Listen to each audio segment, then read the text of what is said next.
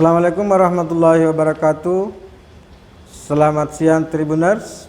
Masih di edisi Tribun Timur Rotu Sulawesi Tengah.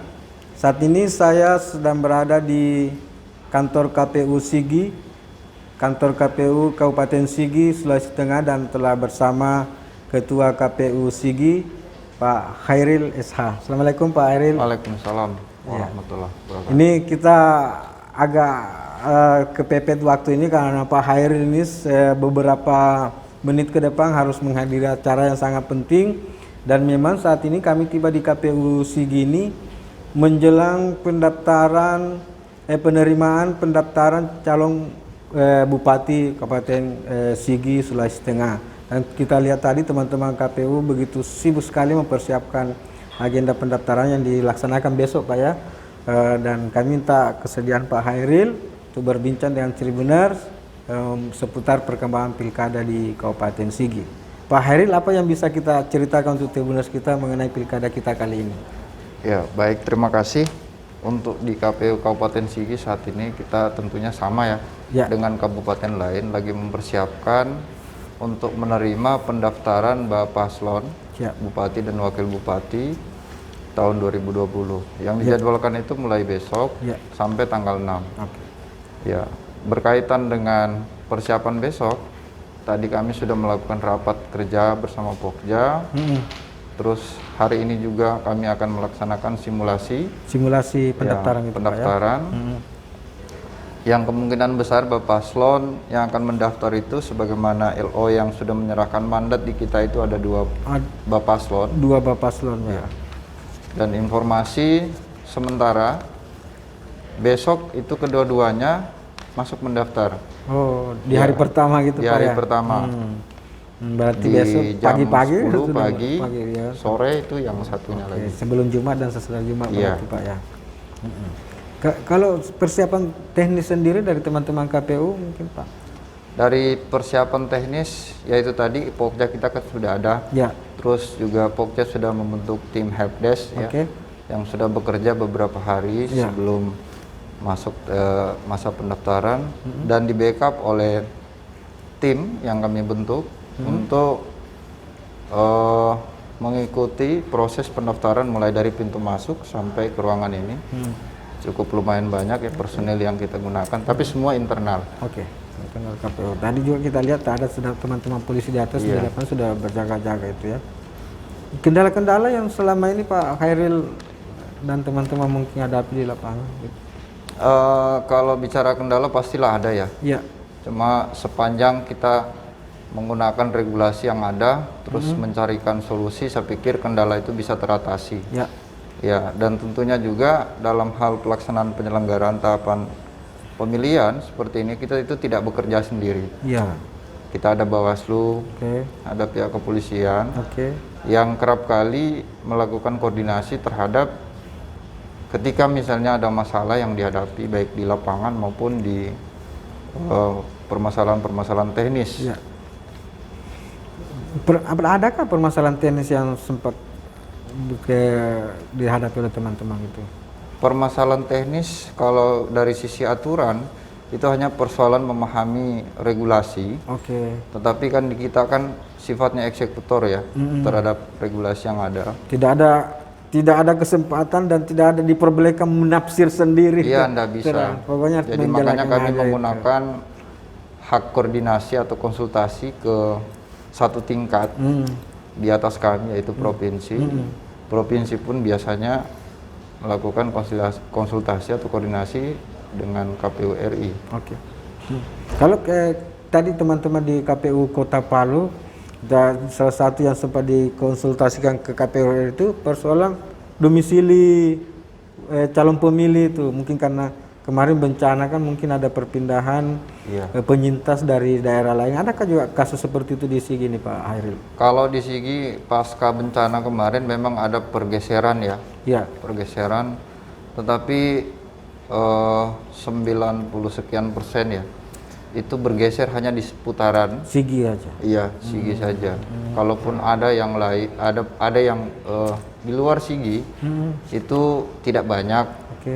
Dan itu semua dalam proses pemutahiran data kemarin menjadi satu kendala, tapi kendala itu sudah terselesaikan. Ya, kendala lain mungkin kita kan ini sedang menghadapi pilkada di masa yang tidak lazim, Pak Hairil ya. Seperti kita pahami ada pandemi corona di tengah-tengah kita. Seperti apa teman-teman KPU SIGI mengantisipasi itu? Ya. Itu. Baik, karena memang salah satu prasyarat dilanjutkannya tahapan pemilihan ini adalah dengan menggunakan protokol COVID, makanya mau tidak mau kita tunduk dengan ketentuan itu. Apalagi bicara protokol COVID itu masuk dalam regulasi kita. Oke. Nah, yang pertama kami lakukan dalam komposisi Pokja, kita melibatkan pihak gugus tugas. Itu yang pertama. Untuk apa? Untuk melihat atau mengawasi ya, bahwa sejauh mana penerapan protokol COVID itu di KPU SIGI. Oke. Nah, berkaitan seperti besok kita menerima pendaftaran dari Bapak Paslon, standar protokol COVID ini menjadi wajib. Dan besok pasti ada teman-teman dari tim gugus tugas hadir di sini ya, memantau langsung gitu. Dan kami sudah skenariokan, mulai dari jumlah yang akan memasuki ruang pendaftaran itu dibatasi. Apakah mungkin di sini tempatnya besok ya? Sini ya. Tempat pendaftarannya di ruang aula ini itu sudah kami batasi.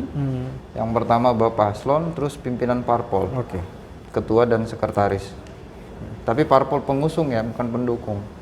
Oh, ada sempat terjadi kemungkinan case begitu ya? Ada partai hanya sekadar mengusung atau pendukung? Iya, partai pengusung kan yang punya kursi ya. Oke. Kalau pendukung yang tidak dapat kursi, tapi mau merapat ke salah satu paslon. Iya. Kalau dari segi pemilih sendiri, kalau boleh kami tahu, di sini kira-kira DP pemilihnya nanti sekitar berapa, Pak? DPT-nya? Perkiraan barangkali ya, karena mungkin belum punya. Kalau DPT terakhir kita di 2019 ya, Pilpres legislatif kemarin, itu 164.105. 164. Iya. Jadi untuk kali ini yang kita lakukan proses pemutahiran data dan pencoklikan di lapangan itu 181.349. Itu data sementara ya, yang masih dalam proses. 180-an gitu ya? Iya, 100. Pastinya ada kenaikan lah. Kenaikan 20-an, sekitar 20 gitu. Ini kalau dari segi partai sendiri, apakah memang karena hanya sampai kemungkinan hanya dua pasangan calon? Apa karena partainya memang tidak terbagi rata kursi di sini, itu tidak terbagi rata ke partai, atau ada calon yang terlalu banyak partai yang mengusungnya, Pak? Jadi kalau melihat jumlah kursi di DPR Kabupaten SIGI itu kan ada 30 kursi. 30 kursi. Syarat kita minimal itu kan 6 kursi. 6 kursi. Kalau 30 bagian 6 berarti potensinya 5 pasang. Ini seharusnya 5 pasang ya. Seharusnya 5 pasang. Tetapi karena ini persoalan hak politik juga dan tidak ada larangan partai itu berkoalisi, menggabungkan diri, sehingga ya memang memungkinkan kalau 30 kursi ini hanya melahirkan dua paslon. Malah Makassar pernah hanya satu calon. Lawan kota kosong. Kota kosong. Sebenarnya ada dua sih. Dan kelihatannya memang kemungkinan memang hanya dua begitu, Pak ya, kalau dilihat sih perkembangannya sampai saat ini. Iya, kalau sampai saat ini surat mandat atau LO yang dari koalisi partai yang ada itu ada dua. Ada dua ya saja minta izin. Artinya kalau hanya dua LO yang minta izin mendaftar, ya kemungkinan bisa dikatakan hampir pasti ya hanya dua itu yang akan mendaftar, karena pendaftaran kan hanya 3 hari, Pak ya, dari hari Jumat, Sabtu dan hari Minggu. Oke. Tapi kan tentu saja teman-teman KPU tidak harus bilang kalau dua kita akan begini, kalau begini kan tidak ada pengaruhnya bagi teman-teman KPU sebenarnya 2 pasang atau 5 pasang kan tetap harus bekerja sesuai dengan regulasi yang ada. Iya, benar. Oke, Pak Hairil, bisa Pak Hairil mungkin ceritakan sedikit, mungkin Tribuners penasaran ini Pak Hairil ini dari mana sih sebelum di KPU barangkali, Pak? Oh, KPU SIGI ini kan berdiri tahun 2010. Oke. Ya. Jadi pada saat kantor sekretariat KPU dibentuk, saya memang sudah bergabung sebagai tenaga honorer. Oh, di KPU? Di KPU SIGI. Oke. Kurang lebih 3 bulan. proses seleksi penerimaan anggota KPU. Saya ikut di 2010 itu. 2010. Oke. Alhamdulillah, singkat ceritanya saya terpilih. Jadi anggota KPU Sigi 2010 2015. Iya. Oke. Namun waktu itu masa jabatan kita hanya 3 tahun lebih. Oke. Karena mengikuti masa jabatan masa keanggotaan KPU Donggala selaku Kabupaten Induk.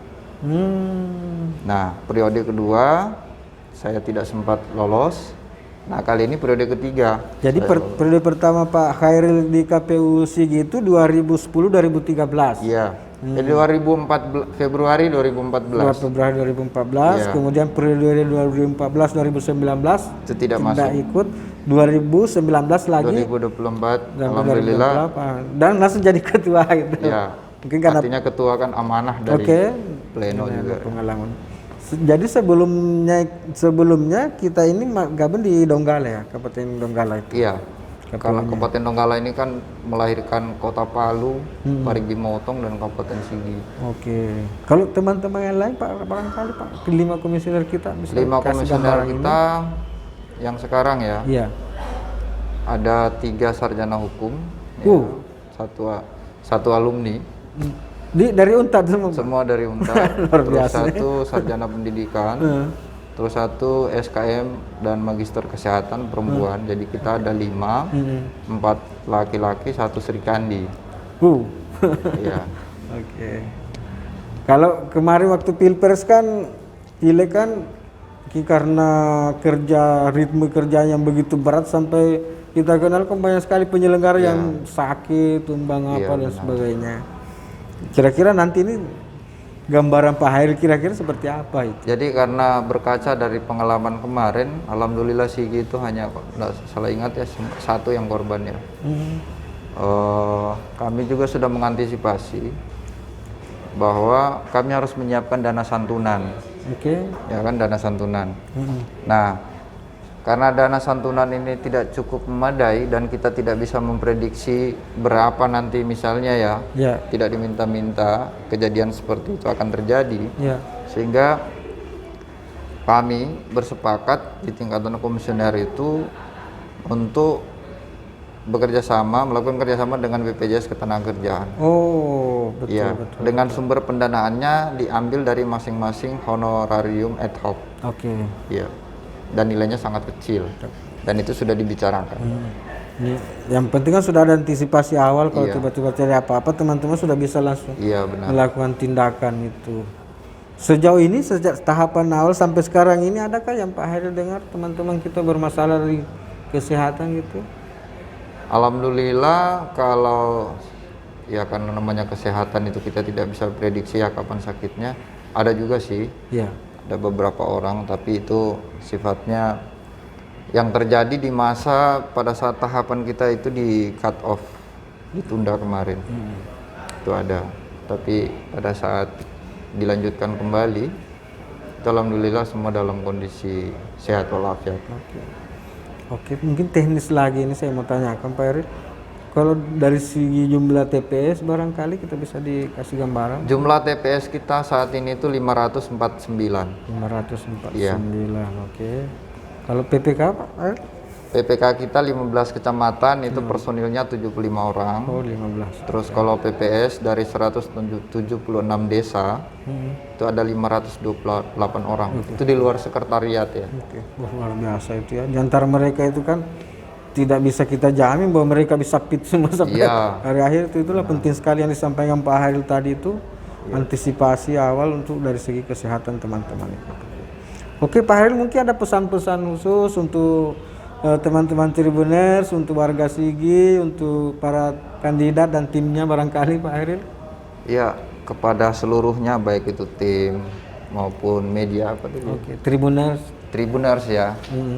Saya terima kasih banyak kepada Tribuners yang sudah berkesempatan mewawancarai ya, berkomunikasi dan berdialog dengan kami yang ada di Sigi. Yang setahu kami memang Tribuners ini kan tidak ada di Palu ya. Ya, adanya di Makassar. Sekali lagi saya ucapkan terima kasih.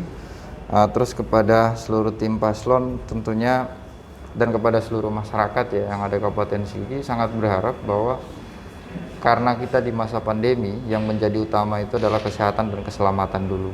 Kesehatan dan keselamatan. Kesehatan Pak. dan keselamatan. Betul, Pak. Artinya apa?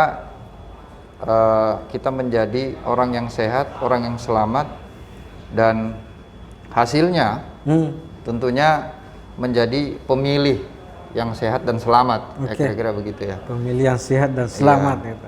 Dan tetap mau menggunakan hak pilih. Oke. Ya, karena hak pilih masyarakat secara keseluruhan menentukan nasib daerah kita, nasib negara kita ke depan.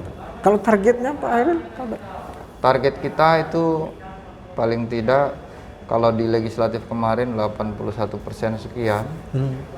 Ya paling tidak kami berusaha maksimal untuk mempertahankan itu. Kalau memang bisa lebih ya lebih. Tapi cukup tinggi itu 81 itu luar biasa Pak. Cukup tinggi. Sementara KPU nasional sendiri kan hanya di angka 75% kan Pak Hairil? Kalau secara nasional kan memang 70% sekian. Iya. Tapi paling tidak ya kami juga menargetkan hal yang maksimal. Oke. Oke, Tribuners, itu tadi perbincangan kami dengan Ketua KPU Kabupaten Sigi Sulawesi Tengah Pak Hairil SH. Kami perbincangan kita ini akan ditayangkan nanti di YouTube Tribun Timur, dari nama media kami itu Pak Hairil Tribun Timur. Pemirsa kami itu biasa kami sapa dengan Tribuners. Ya, jadi Tribuners, nantikan perbincangan kami berikutnya dengan teman-teman penyelenggara pemilu dari dari Provinsi Sulawesi Tengah, Sulawesi dan Indonesia dalam pelaksanaan Pilkada serentak 9 Desember 2020. Terima kasih banyak. Billahi taufiq wal hidayah. Assalamualaikum warahmatullahi wabarakatuh. Waalaikumsalam warahmatullahi wabarakatuh.